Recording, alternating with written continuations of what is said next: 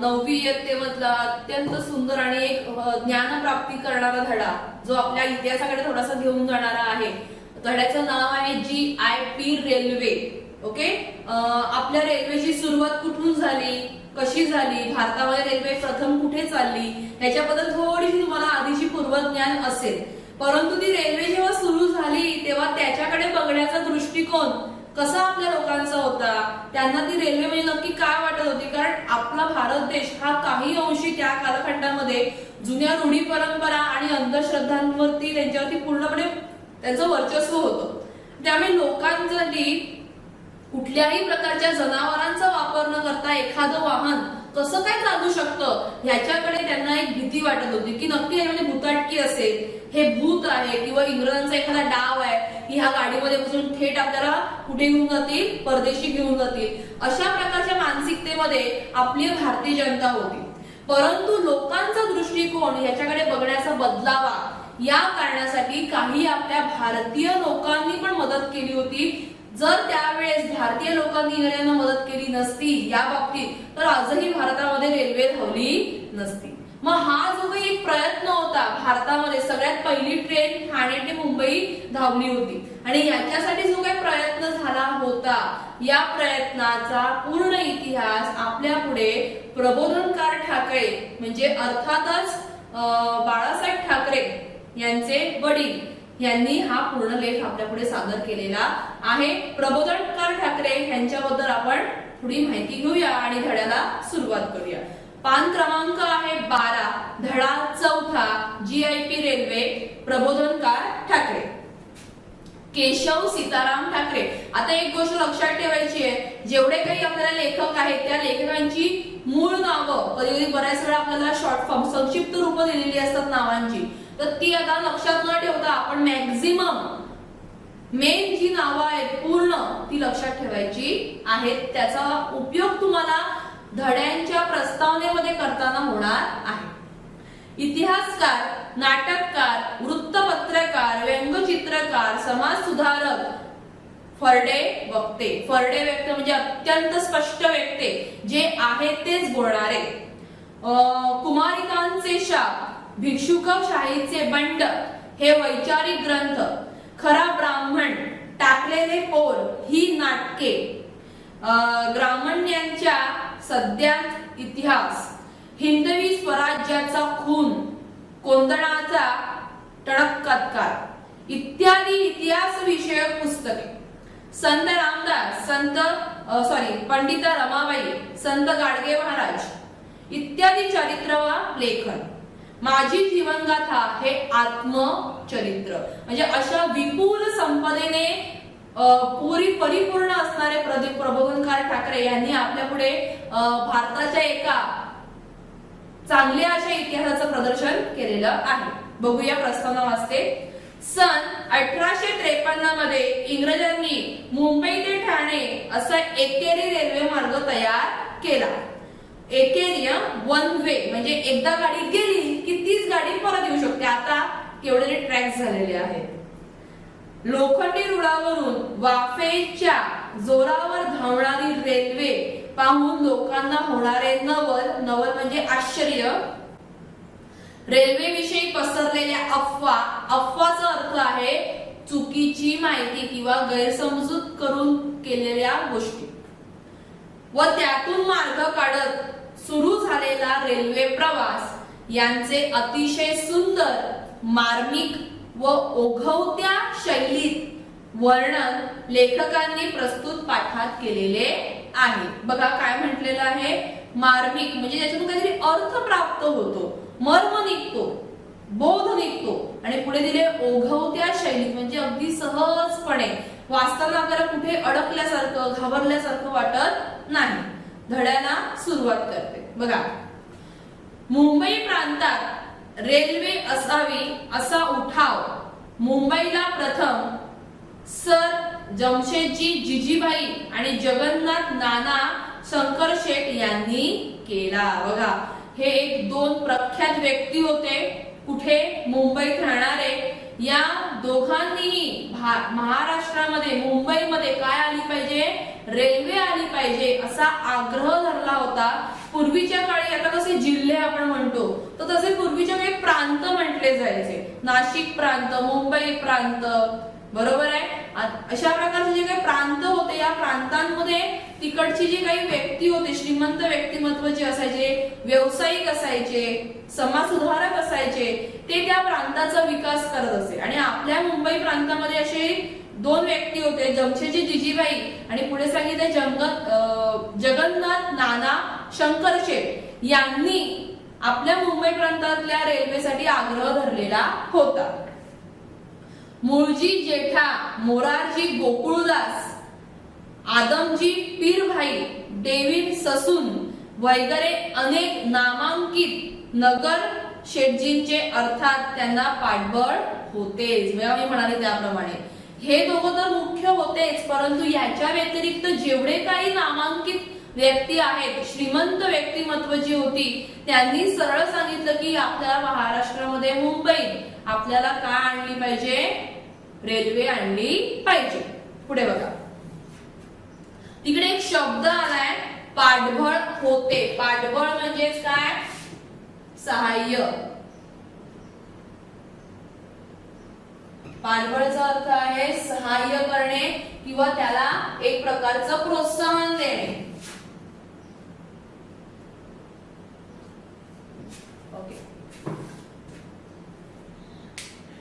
सन 1853 मध्ये great Indian पेनिनशुला रेल्वेचा पहिला छोटा फाटा मुंबई ते ठाणे पर्यंत एकेरी रस्त्यात तयार झाला.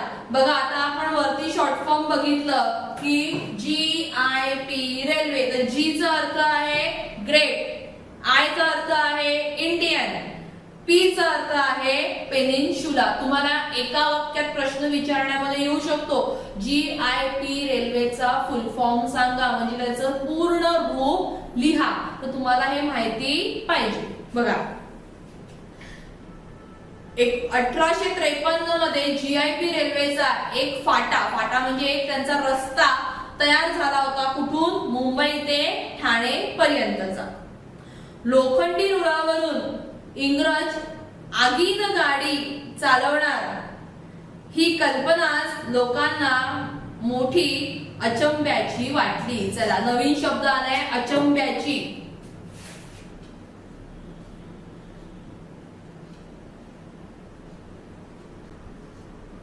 अचंब्याची म्हणजे आश्चर्याची.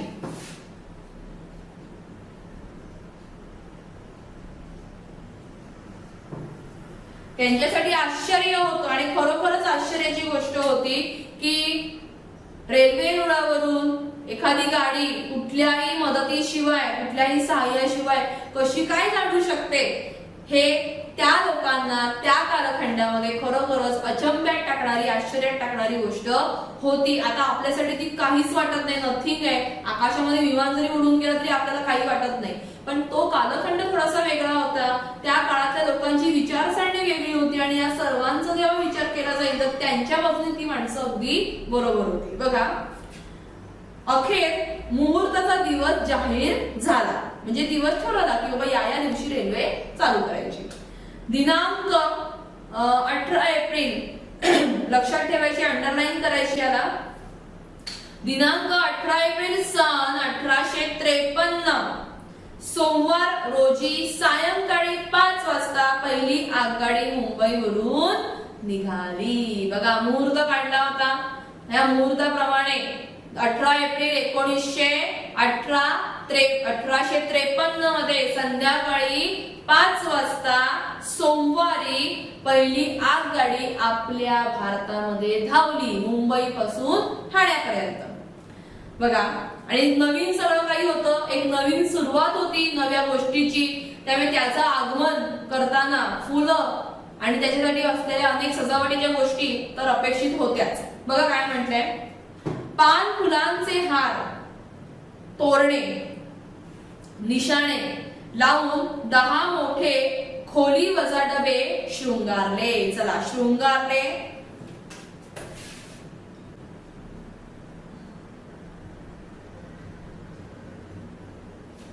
शृंगारलेचा अर्थ आहे सजवले.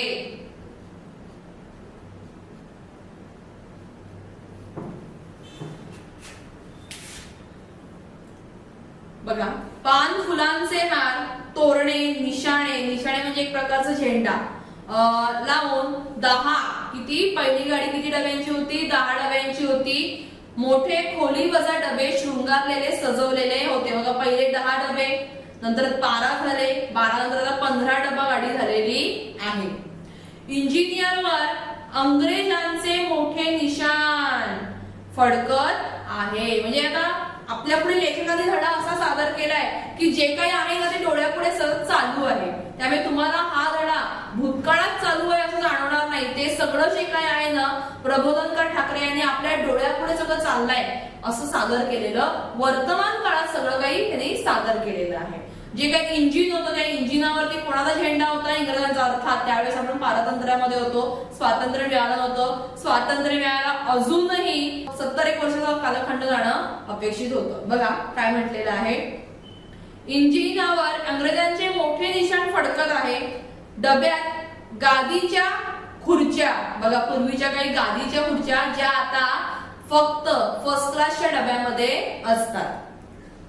कोच यावर रेल्वेचे सगळे डायरेक्टर सर जमशेदजी जिजीबाई, नाना शंकरशेठ आणि अनेक नगरशेठ जमानिमा करून बसले होते. जमानिमा म्हणजे काय, सर्व साहित्य एकत्र करून जे लागणार होतं ते सगळं काही त्यांनी काय केलं होतं, एकत्र आणलं होतं, गोळा केलेलं आणि जमानिमा करून हे सगळं काही व्यवस्थित घेऊन ते तिकडे बसलेले होते.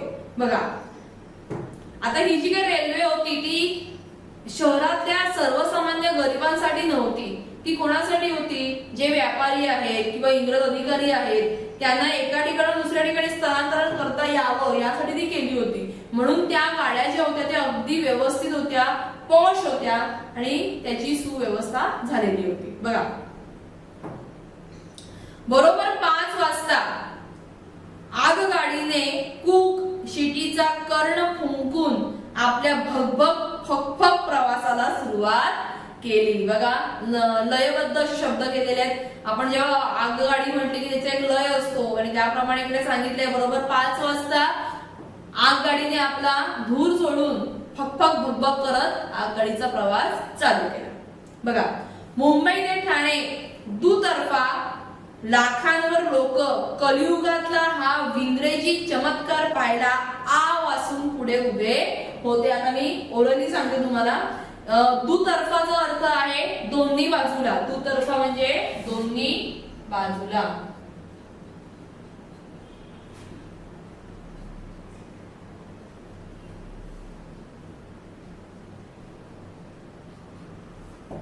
दुतर्फाचा मिनिंग आहे दोन्ही बाजूला. म्हणजे रेल्वे गाडी अशी चालली होती, या बाजूला आणि या बाजूला दोन्ही बाजूला लोक आवासून इंग्रजांचा चमत्कार पाहत होते. आवासून म्हणजे अत्यंत आश्चर्याने, त्यांच्यासाठी ही युनिक गोष्ट होती, वेगळी गोष्ट होती आणि ते हे सर्व काही आवासून म्हणजे आश्चर्याने बघत होते.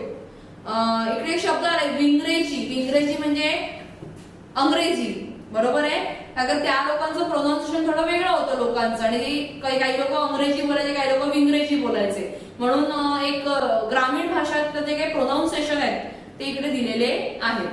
विंग्रेजी चमत्कार पाहायला आवासून उभे होते. ना बैल, ना रेडा, ना घोडा आणि वाफेच्या जोरावर 1 नाही 2 नाही 10 डब्यांची माळका खुशाल चालली आहे झुकझुक करत लोखंडी रुळावरून. बघा काय म्हटलंय, त्यांच्या मनातल्या गोष्टी आपल्यापुढे मांडलेल्या आहेत. लोकांचं आश्चर्य नक्की काय आहे ते इकडे सादर केलंय की घोडा नाही, बैल नाही, रेडा नाही, घोडा काही नाही. आणि ही गाडी कशावर चालते, वाफेच्या इंजिनावर चालते आहे. आणि ही गोष्ट लोकांनी आजपर्यंत केवळ ऐकलेली होती, ती आज आपल्या देशामध्ये बघताना लोकांना आश्चर्य वाटलेलं होतं. बघा, आणि फक्त 1 डबा नाही तर किती डब्यांची माळ, 10 डब्यांची माळ ती आपल्या बरोबर घेऊन चालली होती. कमाल आहे बघा या इंग्रजांची. आता तर काय, विस्तव आणि पाणी यांची सांगड घालून इंग्रजांनी वाफेलाच गाडी ओढायला लावले. बघा काय लोकांची मानसिकता त्यावेळेस होती, कारण भारत देश पूर्णपणे गुलामगिरीमध्ये चाललेला होता. आपल्या भारतावरती अनेक आक्रमणं झाली, म्हणजे अगदी मुघलांपासून ते आता इंग्रजांपर्यंत. डच आले, फ्रेंच आले, मुघल आले, अनेक फिरंग्यांनी आपल्या भारतावरती काय केलं होतं, आक्रमण केलं होतं. आणि भारत देशातने जवळजवळ अस्तित्वात आल्यापासून 300 वर्ष गुलामगिरीमध्ये काढलेली आहेत. 300 ते 400 वर्ष गुलामगिरीमध्ये काढलेली आहेत. त्यामुळे जे काही काम केलं जायचं देशामध्ये सामूहिक काम, त्या सामूहिक कामामध्ये 90% मनुष्यबळाचा वापर केला जायचा. आणि त्या मनुष्यबळाच्या वापरामध्ये त्यांच्यावर अतोनात अत्याचार केले जायचे. पण आता जी काही रेल्वे आलेली होती, त्या रेल्वेमध्ये कुठल्याही प्रकारच्या मनुष्यबळाचा वापर नव्हता. फक्त विस्तव म्हणजे कोळसा जो असतो तो जेव्हा पेटवला जातो, की एखादं लाकूड जेव्हा पेटवलं जातं तेव्हा ते जळाऊ लाकूड जे असतं त्याला काय म्हणतात, विस्तव असं म्हणतात. आणि पाणी, विस्तव आणि पाणी यांची सरमिसळ करून जी काही वाफ तयार होते, त्या वाफेवरून आपलं रेल्वेचं इंजिन चालू होतं. आणि लोकांना याचंच आश्चर्य होतं की अरे देवा, किंवा अरे आज माणसांचा वापर न करता या इंग्रजांनी एक चमत्कार केलाय की फक्त वाफेवरती या रेल्वेला धावायला लावलेलं आहे. आमची आता सुटका झाली आहे. बघा वाफेलाच गाडी ओढायला लावले. मुहूर्तावर निघालेली पहिली आगगाडी ठाण्याला जाऊन मुंबईला सुखरूप परत आली. काय म्हटलंय बघा, पहिली मुंबईवरून निघाली, ठाण्यापर्यंत पोहोचली आणि त्यांच्या दृष्टीने सुखरूप म्हणजे व्यवस्थित, कुठल्याही प्रकारची अडचण न येता, कोणीही त्याच्यामध्ये कोणीही अडथळा घातलेला नव्हता आणि ती व्यवस्थित गेली आणि व्यवस्थित आली. पण त्या वाफेच्या गाडीत बसायला लोकांना धीरच होईना. धीर न होणे, हिम्मत. लोकांना भीती वाटत होती. अरे मी या गाडीत बसलो तर मला काय झालं तर, अनुभव नव्हता. बरोबर आहे, अनुभव नसल्यामुळे लोकांसाठी ही गाडी एक वेगळं वाटत होतं. काय होईल माझं, ही भीती होती. दुसऱ्या दिवसापासून लोकांना मोफत ठाणे ते मुंबई आणि परत नेण्या आणण्याची दवंडी पिटवण्यात आली. दवंडी म्हणजे एक प्रकारची घोषणा. म्हणजे काय केलं जायचं पूर्वीच्या काळी, आता तुमच्याकडे नेटवर्किंग खूप चांगलं जबरदस्त आहे, टीव्ही आहे, रेडिओ आहे, FM आहे, त्याचबरोबर मोबाईल आहे, इंटरनेट सेवा आहे. ह्याच्यातून तुम्ही कुठलीही माहिती एका मिनिटात सगळ्या ठिकाणी पसरवू शकता. पण पूर्वी तसं नव्हतं. पूर्वीच्या काळी गावामध्ये जर कुठली गोष्ट करायची असेल, काही कुठल्या प्रकारचं सादरीकरण करायचं, काहीही करायचं असेल तर त्यासाठी गावामध्ये राजाकडून किंवा एखाद्या अधिकाऱ्याकडून दवंडी पिटवली जायची. दवंडी म्हणजे गावाच्या मधोमध उभं राहिलं जायचं मोक्याच्या ठिकाणी आणि त्या ठिकाणी उभं राहून जो माणूस असेल तो मोठ्याने काय करेल, पहिले हातामध्ये एक ढोल घेतला जायचं, ते ढोल वाजवलं जायचं. ढोल वाजवलं की गावातील लोक आपोआप तिकडे उभी राहायची आणि जी काही घोषणा करायची आहे ती घोषणा गावातील लोक एका ठिकाणी गोळा झाली की ती केली जायची. याला म्हणतात दवंडी पिटवणे. म्हणजे सामूहिकरित्या एखादी गोष्ट लोकांच्या पुढे सादर करणे. बघा काय दवंडी पिटवण्यात आली की तुम्ही रेल्वेला घाबरू नका, तुम्हाला रेल्वेचा प्रवास करायचा आहे, मुंबई ते ठाणे तुम्हाला मोफत प्रवास करण्यात येईल आणि मोफत नेऊन परत मोफत आणण्यात येईल, पण तुम्ही रेल्वेचा वापर करा. बघा आगगाडीत बसणे धोक्याचे नाही, प्रवास लवकर आणि सुखाचा होतो हे लोकांना पटवण्याची रेल्वेच्या कर्मचाऱ्यांनी खूप आटापिटा केला. बघा मनात भीती होती, रेल्वेतून प्रवास केला तर मला जीव जाईल का, मला काही दुखापत होईल का, गाडी खालीवर पडेल का, अनेक शंका मनामध्ये लोकांच्या होत्या. आणि या शंकेचं भूत त्यांच्या मनामध्ये जिथपर्यंत बाहेर पडत नाही तिथपर्यंत ती लोक काही रेल्वेत येणार नाही हे लोकांना माहिती होतं. आणि या कारणासाठी काय करण्यात आलं की आगगाडीत बसणं हे धोक्याचं नाहीये, कुठल्याच प्रकारची तुम्हाला धोका नाहीये. आणि मेन म्हणजे हा प्रवास तुमचा लवकर होणार आहे. तुम्ही बैलगाडीचा घोडागाडीचा वापर कराल तुम्हाला दुप्पट वेळ लागेल, पण रेल्वेने प्रवास असतील तर तुमचा प्रवास हा लवकरात लवकर होणार आहे, या गोष्टी पटवून देण्यासाठी रेल्वेचे कर्मचारी जीवाचा आटापिटा करत होते की तुम्ही समजून घ्या. पण लोकात भलत्याच कंड्यांनी अफवांचे पिकलेले होते. बघा काय सांगितलंय, भलत्याच कंड्याचा अर्थ आहे शंका. लोकांच्या मनात भलत्याच म्हणजे आपण इमॅजिन नाही करू शकत अशा शंका त्यांच्यामध्ये होत्या. आणि अफवा म्हणजे खोटी बातमी की ज्याला काहीही अर्थ नसतो. पिकले होते. वाफेची ही इंग्रजांची विलायती भुताटकी आहे. मुंबईला नव्या इमारतींनी पूल बांधतायत, त्यांच्या पायात जिवंत गाडायला फूस लावून माणसे नेण्याचा हा साळसूद डाव आहे. असल्या अफवांमुळे शहाणे प्रचारक काय करणार. बघा भारतीय लोकांची मानसिकता जी आजच्या घटकेपर्यंत सुधारलेली नाहीये, तर त्या कालखंडामध्ये किती अंधश्रद्धा असू शकतात त्याचं आपल्याला इकडे चित्रण होत आहे. बघा लोकांमध्ये कुठल्या अफवा होत्या, काय गैरसमज होते. तर सगळ्यात पहिलं असं होतं की हे इंग्रजांचं काय आहे, एक प्रकारचं भुताटकीचं केंद्र आहे. ही विलायती म्हणजे परदेशी काय आहे, भुताटकी आहे. भूत आलंय आमच्याकडे आणि ह्याच्यात जो माणूस बसतो तो डायरेक्ट स्वर्गात निघून जातो, परत येत नाही, अशी एक त्यांची संकल्पना झाली होती. दुसरं काय त्यांना वाटलं होतं की मुंबईमध्ये नवीन मोठ्या मोठ्या इमारती बांधायला लावल्या आहेत इंग्रजांनी, ज्या अजूनही अस्तित्वात आहेत. त्यांचं बांधकाम खरोखरच खूप श्रेष्ठ होतं, चांगलं होतं, दर्जेदार होतं. ज्या इमारती तुम्हाला आजही दादर, चर्चगेट, व्हीटी स्टेशन किंवा फोर्ट जो चर्चगेट जवळचा एरिया आहे तिकडे तुम्हाला बघायला मिळतील, त्या इमारती खरोखरच उत्तम दर्जाच्या आहेत की ज्याला आता 150 ते 200 वर्ष झाली आहेत, परंतु त्याला धक्काही बसलेला नाहीये. बघा तर ते काय म्हणतायत, मुंबईला नव्या इमारतींनी पूल बांधतायत. आता अनेक असे पूल आहेत. उदाहरण द्यायचं झालं तर भाईंदर आणि नायगाव मधला जो काही ब्रिज आहे तो त्यांच्या काळातला आहे, अजूनही व्यवस्थित आहे.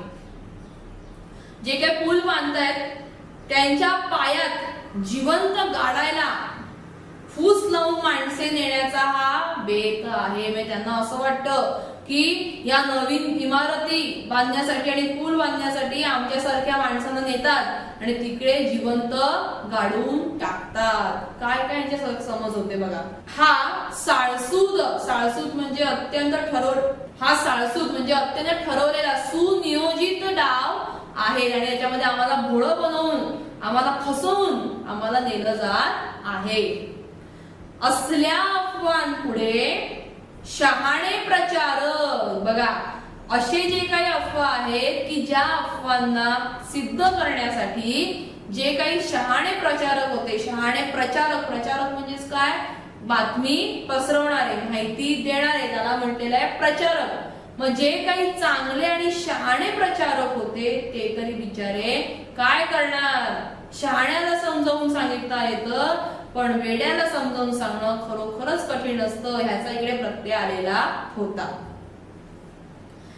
1-2 दिवस सरकारी कचेरीतील कारकून म्हणजे क्लार्क ज्याला म्हटलं जातं, कर्मचारी, कारकून, व्यापाऱ्यांच्या पेठीवरचे गुमास्ते म्हणजे जे काही काम करणारे व्यक्ती असतात, पैशाचे व्यवहार करणारे असतात, त्याला म्हटले गुमास्ते, यांना मुंबई ते ठाण्याला नेऊन परत आलेले लोकांना दाखवले. बघा काय सांगितलंय की लोकांचा विश्वास बसत नव्हता की रेल्वे भुताटकी नाहीये, याच्यामधून लोकांना पळवून नेलं जात नाही, ह्याच्यावर विश्वासच बसत नव्हता.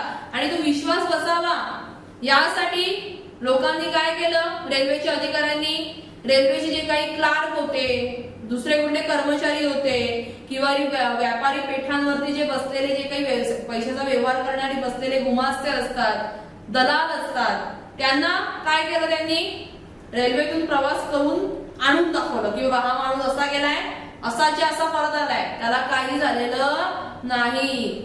अशी त्यांनी अनेक उदाहरणं लोकांपुढे सादर केली. तेव्हा त्यांना कळालं की अरे हो, आपल्याला जे काही कळालंय किंवा आपले जे काही विचार आहेत ते चुकीचे आहेत. रेल्वे कुठलं भूत नाहीये किंवा लोकांना पळवून नेण्याचं एक साधन नाहीये.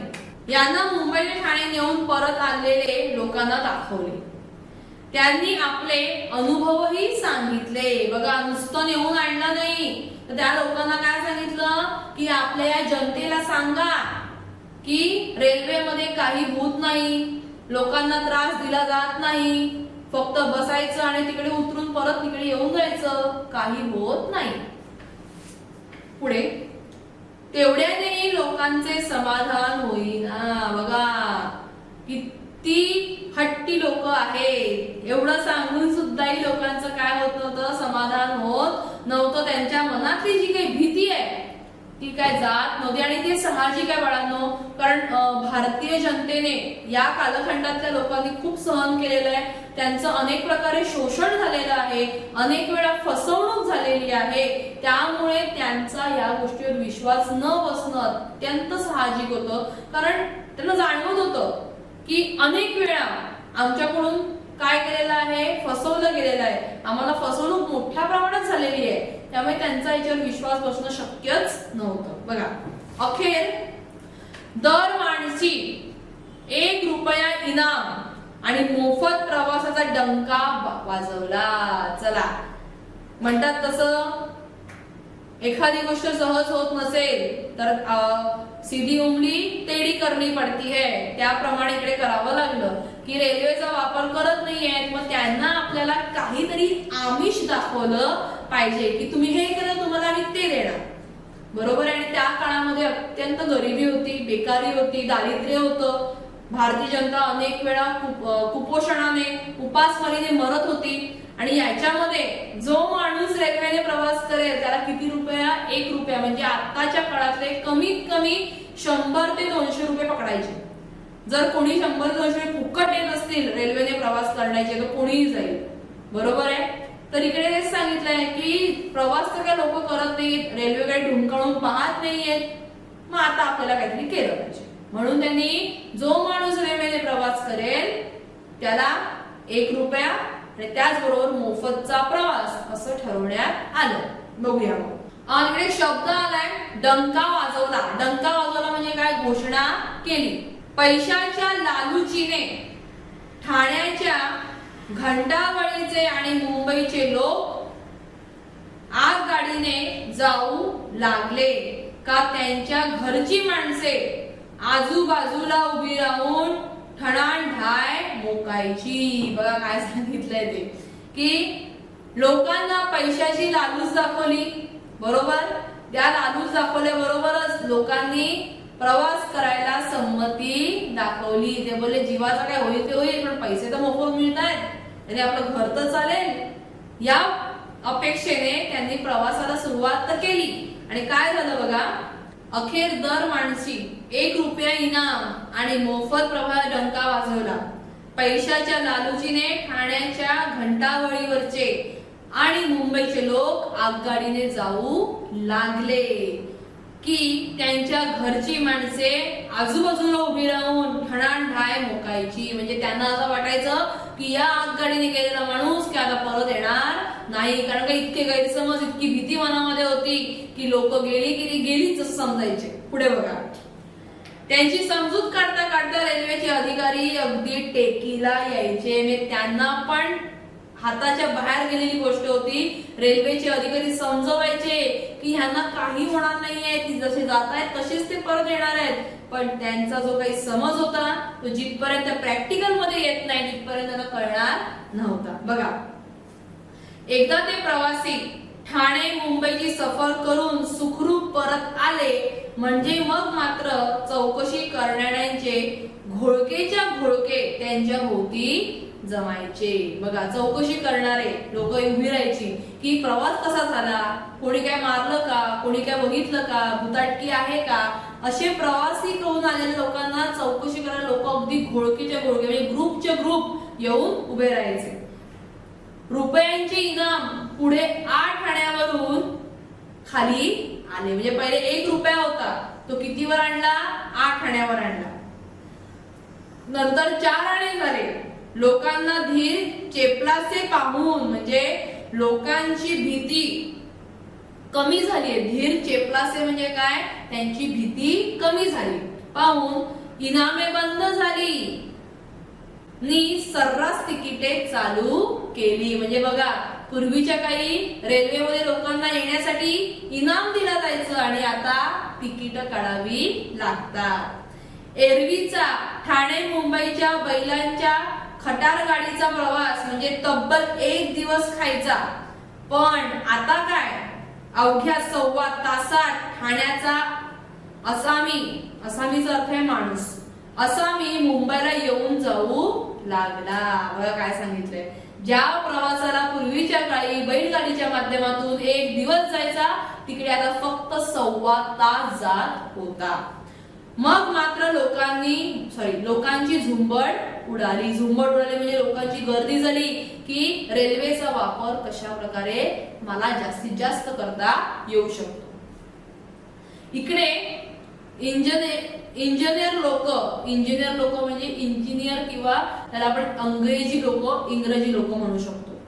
लोक कर्जत पळसधरीपासून बोरघाट पोखरण्याची योजना ठरवत असतानाच खंडाळ्याहून पुण्यापर्यंतचा सपाटीचा रेल्वे रस्ता सन 1878 मध्ये च्या सुरुवातीला फेब्रुवारीत पुरा झाला. काय म्हटलंय बघा की मुंबई ते ठाणे रेल्वे प्रवास अगदी सुरळीत चालू झाला होता. मग आता हा जो प्लॅन आहे तो आपण पुढे शिफ्ट केला पाहिजे, दुसरीकडे केला पाहिजे. या कल्पनेने त्यांनी काय केलं, आपला प्रवास वाढवला. त्यांनी आपलं काम पुढे वाढवलं आणि तो कुठे नेलं, कर्जत सेंट्रल लाईनचे एक स्टेशन आहे, कर्जत पासून ते पळसधरी पासून एक जागेचं नाव आहे, घाटाचं नाव आहे पळसधरीचा घाट वगैरे बोरघाट म्हणतात तो. तिथे त्यांनी डोंगर पोखरून जे भुयारी रस्ता करायचं काम चालू केलं. खंडाळ्याहून पुण्यापर्यंतचा सपाटीचा रेल्वे रस्ता सन 1878 मध्ये च्या सुरुवातीस फेब्रुवारीला पूर्ण झाला. त्याचाही मोठ्या थाटामाटाने ओपनिंग सेरेमनी करण्यात आला. बघा, लोकांचं जे काही प्रोनाउन्सिएशन आहे त्या काळातल्या लोकांचं तिकडे दिलेलं आहे ओपनिंग सेरेमनी, म्हणजे एक प्रकारची उद्घाटन सोहळा त्याला म्हटलं जातं. खंडाळा पुण्याच्या दरम्यान खडकी आणि तळेगाव अशी 2 स्टेशने ठेवण्यात आली. रस्ता एकेरी होता. व काय म्हटलेलं आहे की जो काही रस्ता होता कर्जत पासून ते बोरघाट पर्यंत म्हणजे खंडाळ्याहून पुण्याला जाण्यासाठी जे काही केलेलं होतं त्याचं पण ओपनिंग झालं आणि तिकडे फक्त 2 स्टेशन ठेवली होती खंडाळा आणि पुण्यामध्ये. कुठलं होतं, एक खडकी आणि दुसरं दिलेलं आहे तळेगाव, अशी 2 स्टेशन ठेवण्यात आलेली होती. बोरघाटाचे काम चालले असतानाच मुंबई पुण्याचा रेल्वे प्रवास जारीने चालू झाला. बघा काय सांगितलंय, रेल्वे ही अशी एकाच वेळेस मोठी तयार झाली अशातला भाग नाहीये.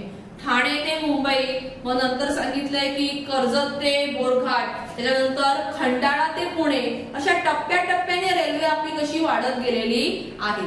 आणि मग आता अत्यंत महत्वाचा प्रवास कुठला, मुंबई ते पुणे ही जी काही रेल्वेची प्रवासाची जे केंद्र झालेलं होतं ते कसं वाढवता येईल आणि ते कसं पूर्ण करता येईल त्याच्या मागे आपले इंग्रजी लोक लागलेली होती. बघा काय म्हटलंय, इकडे एक शब्द आलाय जारीने चालू झाला. जारीने म्हणजे मोठ्या उत्साहाने किंवा मोठ्या उमेदीने, बरोबर आहे, युद्ध पातळीवर त्याचं काम चालू झालेलं होतं.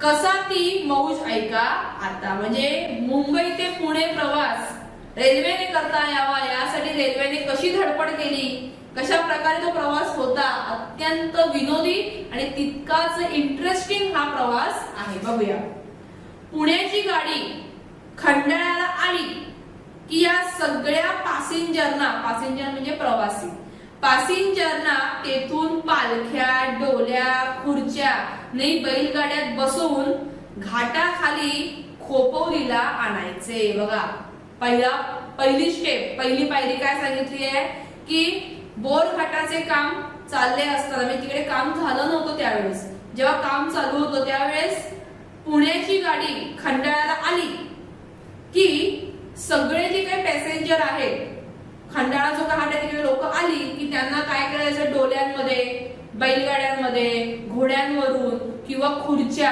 ह्यांच्यामध्ये बसवलं जायचं आणि कुठे आणलं जायचं, खोपोलीला आणलं जाईल. खोपोली नाव तुम्ही ऐकलेलं असेल. पुढे सगळा काफिल्ला, काफिल्ला म्हणजे सगळ्या लोकांच्या, प्रवासी लोकांचा जो काही घोळका होता त्याला म्हटलंय काफिल्ला खोपोलीला आला का ते पुन्हा आगगाडीत बसून जुगजुग करीत खुशाल मुंबईला रवाना व्हायचे. म्हणजे मुंबई आणि पुणे हा जो प्रवास होता तो एक सरळ रस्त्याचा प्रवास नव्हता, तो एक ब्रेक जर्नी होती. मध्ये थांबून मध्येच त्यांना रस्त्याच्या वाहतुकीचा वापर करून परत पुन्हा रेल्वेचा वापर करावा लागायचा. म्हणजे पुण्यावरून खंडाळ्याला आले, खंडाळ्याला खोपोलीपर्यंत बैलगाडी किंवा तत्सम इतर गोष्टींचा वापर करायचा. तिथून मग कुठे यायचं सांगितलं आहे, खोपोलीला आले की खोपोलीवरून परत रेल्वेचा वापर करून मुंबईला यायचं. अशा या ब्रेक जर्नीचा प्रकार होता. बघा, प्रवाशांची ही घाट उतरण्याची सुख सोय नि सरपाई पाण्याचे कंत्राट मुंबईच्या करशेटजी जमशेदजी नावाच्या एका व्यापाराने घेतलेले होते. म्हणजे बघा, खोपोली ते मुंबई आणि खोपोली ते खंडाळा हा जो काही प्रवास होता टप्प्याटप्प्यांचा, तो व्यवस्थित सुखरूप होण्यासाठी त्याचं कंत्राटचा अर्थ आहे एखाद्या कामाचा हिस्सा घेणे किंवा त्याला कॉन्ट्रॅक्ट घेणं म्हटलं जातं. तर ते कॉन्ट्रॅक्ट कोणी घेतलेलं होतं, तर मुंबईचे करशेटजी जमशेदजी नावाच्या एका व्यापाराने घेतलेलं होतं की लोकांचा प्रवास सुखाचा कसा होऊ शकतो. घाट उतरणीचे 4 तास धरून, बघा खंडाळा ते खोपोली प्रवास जितका वाटतो तितका सोपा नव्हता. त्याला किती तास लागत होते? 4 तास. पुणे ते मुंबईचा रेल्वे प्रवास अवघ्या 18 तासात व्हायचा. याचे ज्याला त्याला मोठे नवल वाटायचे. म्हणजे बघा, ठाण्यावरून मुंबईला जायला 1 दिवस लागायचा बैलगाडीने, तो 1.25 तासावर आला होता. आणि मुंबई ते पुणे हा जो प्रवास होता तो कमीत कमी 2 दिवसाच्या वर जाणारा होता. तो प्रवास आता फक्त 18 तासावर आलेला होता. आणि याच गोष्टीचं नवल भारतीय जनतेला वाटत होतं. अत्यंत रंजक, अत्यंत विनोदात्मक असा आपला भारतीय रेल्वेचा इतिहास आहे. आपल्याला फक्त रेल्वे रुळावरून धावणारी गाडी आठवते, दिसते, परंतु त्याचा वापर करण्यासाठी मुंबईकरांनी आणि तिकडच्या व्यापाऱ्यांनी कसे अतोनात प्रयत्न केलेले आहेत त्याचं चित्रण प्रबोधनकार ठाकरे यांनी केलेलं आहे. आपण थोडं प्रश्न उत्तरांकडे बघायचं आहे. पान क्रमांक 14 वरती आपण मोठ्या प्रश्नांचा असा विचार करूया. स्वमतांमध्ये सांगितलंय पहिलं, रेल्वेचा शोध देशाच्या आर्थिक विकासाला गती देणारा ठरला. याबाबत तुमचं मत काय? तर तुम्ही तुमचं थिंकिंग ऑफ व्ह्यू लिहायचं आहे की जर रेल्वेचा विकास झाला नसता तर आर्थिक विकास झाला असता का? तर ह्याचं उत्तर नाही हेच येणार आहे. कारण जर रेल्वे नसती आली तर मानव वाहतूक झाली नसती, लोकांना नोकरीसाठी एका ठिकाणून दुसऱ्या ठिकाणी स्थलांतरित होता आलं नसतं. अनेक गोष्टी आहेत ज्या आर्थिक बाबतीत निगडीत आहेत. अशा अनेक गोष्टींचा तुम्हाला उल्लेख करायचा आहे की देशामधली रेल्वे ही देशाची एक लाईफलाईन ज्याला म्हटलं जातं, जीवन रेखा त्याला म्हटलेलं आहे. जर तीच कुठेतरी ब्रेक झाली तर सगळ्याच गोष्टी काय होणार आहेत? स्टॉप होऊन जाणार आहेत. व्यापारी आहेत, कर्मचारी आहेत, अनेक अशा गोष्टी आहेत की ज्या एका ठिकाणून दुसऱ्या ठिकाणी स्थलांतरित करण्यासाठी रेल्वेचा खूप मोठा हातभार लागलेला आहे. दुसरं, स्वातंत्र्यपूर्व काळात भारतीयांवर आले असलेल्या अंधश्रद्धांच्या प्रभावासंबंधी तुमचे विचार स्पष्ट करा. आणि खरोखरच इकडे अंधश्रद्धा दिसत आहे. रेल्वेमध्ये त्यांना भुताटकी वाटायची. त्यांना असं वाटायचं की या रेल्वे गाडीमध्ये बसवून नेणार की ते माणूस परत कधी येणारच नाही. मुंबईमध्ये जे काही मोठमोठ्या इमारती बांधतायत त्या इमारतींच्या बांधकामासाठी आपल्यासारखे जिवंत माणसांना बळी दिला जाणार आहे. अशा एक ना अनेक खूप जुन्या रूढी परंपरा होत्या. स्त्रियांच्या बाबतीत अनेक रूढी परंपरा होत्या. अनेक म्हणजे मनुष्यांच्या बाबतीत, लहान मुलांच्या बाबतीत होत्या.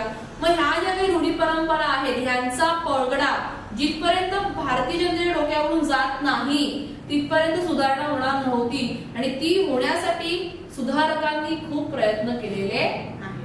पुढे, तुमच्या मते रेल्वे प्रवासाचे असलेले फायदे व तोटे सविस्तर लिहा. आता ज्याप्रमाणे नाण्याला दोन बाजू असतात त्या प्रत्येक गोष्टीला दोन बाजू असतात, एक फायद्याची आणि एक तोट्याची. आता फायदे तर भरपूर आहेत पण तोट्यांकडे आपण कधी बघितलं जात नाही. तोटे पण तेवढेच आहेत, इलेक्ट्रिसिटी पॉवर जाते. त्याचप्रमाणे आपल्याकडे गर्दी प्रमाणाच्या बाहेर वाढत चाललेली आहे. रेल्वेचा होत असलेला दुरुपयोग बरोबर आहे. आजच्या घटकेलाही रेल्वे अपघातामध्ये शेकडो लोक दर दिवशी मृत्युमुखी पडत आहेत. त्याच्यामध्ये असलेलं राजकारण आहे. म्हणजे अशा एक ना अनेक तोटे जे आहेत ते आपल्याला इकडे सविस्तरपणे लिहायचे आहेत. 5 तोटे आणि 5 फायदे लिहिले तरी पण चालणार आहेत. आता आपला पोर्शन जो आहे युनिट टेस्टचा तो ऑलमोस्ट क्लिअर झालेला आहे. पुढच्या तासाला आपण व्याकरणाकडे वळणार आहोत. थँक्यू.